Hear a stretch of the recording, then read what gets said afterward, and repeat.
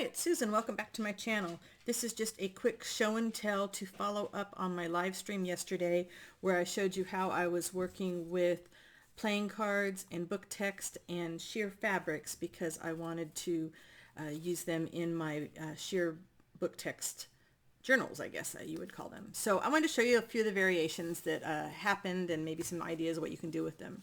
So the most simple one is using, and this is really thin material. This is like you would find on, grandma's sheer curtains. You might find them on shower curtains. They might be the outside of a dress that would have like a sheer fabric and then it would have a pattern underneath.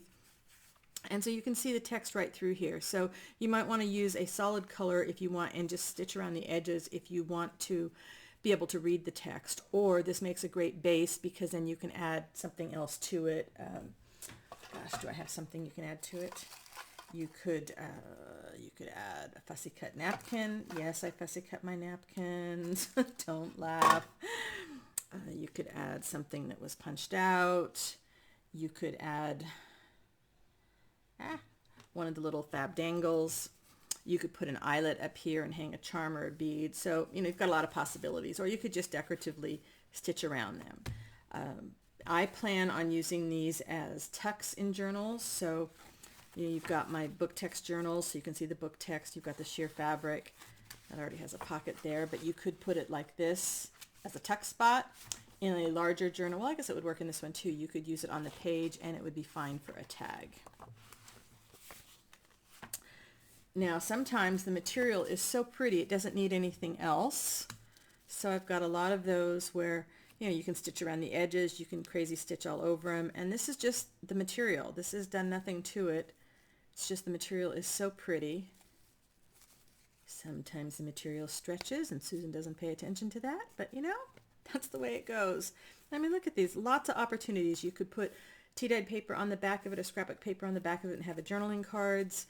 You could put your prompts on the back of them, and I just love all the variations on these fabrics, and depending on what's on your fabric, there's a lot. This is a deck of cards, so I won't go through details on all of them, but depending on what's on the fabric, which I didn't think about until I'd been doing this for a little bit, you can isolate. This is one piece of fabric, but it's got these beautiful flowers on it, and I just love that I can isolate those flowers over the text.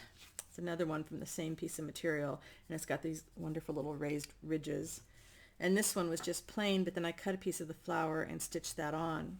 But I think my favorites are always the ones where I can patchwork them and just take the little tiny scraps that might be too little for anything else and stitch them down.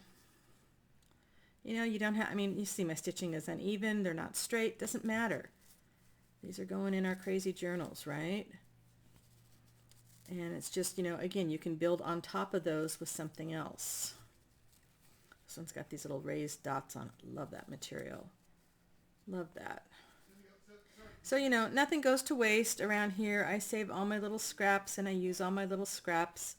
And I just wanted to show you because I did actually finish what I started yesterday. Thanks so much for watching. I will see you next time. Bye for now.